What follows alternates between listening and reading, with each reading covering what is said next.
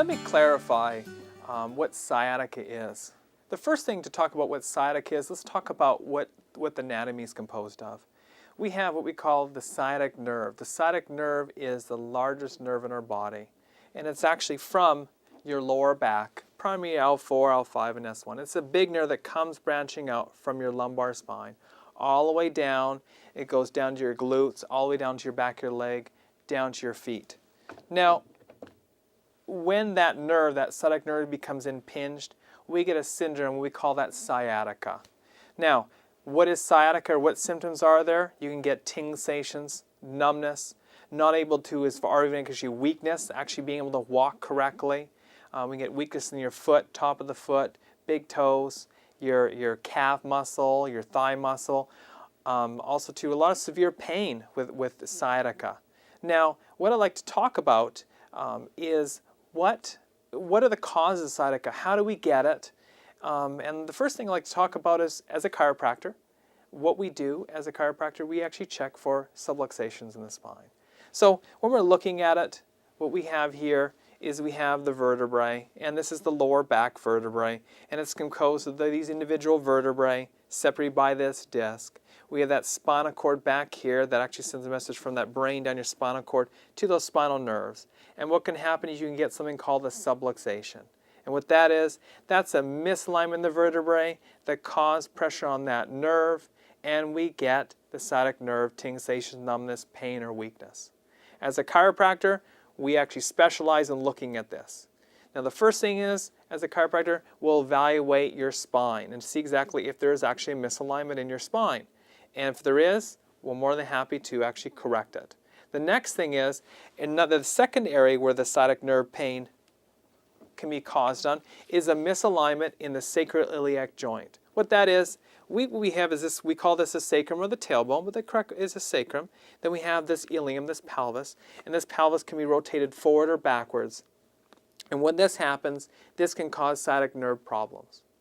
In addition to that, you can actually have, which isn't as common, we can actually have injury to the spinal disc. And as you see here, the same model, what we have here is this is actually the spinal disc, which separates the two vertebrae. And it's important to have these spinal discs because it allows us to move. If we didn't have a nice big disc, we're not going to be able to move very well. Now, when we're looking at the disc is composed of the nucleus, and that's the center of the disc. Then we have annular fibers that hold the rigidity of that disc. Now, what can happen is you can get a misalignment in your spine so severe that these annular fibers become torn. If these annular fibers become torn and they get pushed out, they can go against the spinal cord or the spinal nerve, and we get something called a bulging disc. Now, this is what a bulging disc will look like. Something like this, a little bit of pressure in terms of these areas. Now, as a chiropractor, we're great at helping these things out. Now, the one type of treatment that medically they may do for a disc is they may do surgery. When a disc this small can actually cause pressure on that nerve, they don't like to do surgery because it's so small. But you know what? Chiropractic can actually help this out. We can actually adjust that spine, taking pressure off that spinal cord and that spinal nerve. And the one thing about chiropractic in this case is that the little bulge that we see here can cause excruciating and a lot of pain going down your legs to your feet. Now, the next thing is a herniated disc. And what a herniated disc essentially means is the center of the disc, called the nucleus, becomes pushed out against that spinal cord. Now, the last type of case is actually something called piriformis syndrome. Piriformis is a muscle that attached to your sacrum all the way to as far as your hip. Now, that piriformis can be actually inflamed and causing sciatic nerve pain.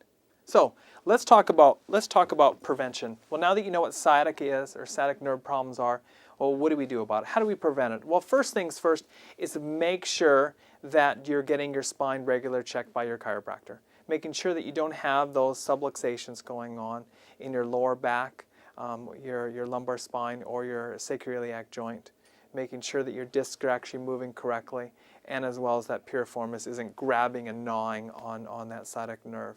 So the first thing is get checked. The second thing of also too is when you're dealing with these sciatic nerve problems, sometimes they actually are from something that's been going on a long time. I always like this, the movie, and most people have actually seen it. It was Beverly Hills Cop, and they had a shot of women that were actually in their leotards. They used to be leotards in the 80s. And these women would actually be doing exercise where they're actually bending forward, and they'd be twisting both sides, left and right. And what can actually happen, these ladies would do this form as an exercise, working out, making sure their body is functioning. But guess what happens? As they get older and they continue that exercise, one day they may actually pick something up and hurt their back right then. And they're like, oh, my pain, I got hurt back pain because I picked up whatever it is, a pan on the floor. Well, the problem is sciatica doesn't just happen also like that. Now, it can be, but a lot of cases it's more of a cumulative kind of problem. So the first thing is you should make sure that your chiropractor is aware of how you're walking. Make sure you ask them about how you're walking, how you're standing, how you're exercising, because that can cause problems.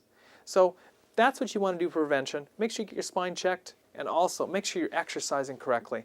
Also to ergonomics, make sure when you learn how to pick things up correctly, because that can cause problems as well. Now, treatment. Chiropractic number 1. Chiropractic should be considered first. They actually did a study where they actually looked at lower back pain and problems, and chiropractic was more effective than surgery or conservative medical treatment, like drugs. So if you want to know more about sciatica, please ask your chiropractor. And also, if you know someone who has sciatic nerve problems, please refer them to your chiropractor. And I'm sure they're going to be able to, as far as help them or put them on that right track. And again, remember, drugs and surgery last.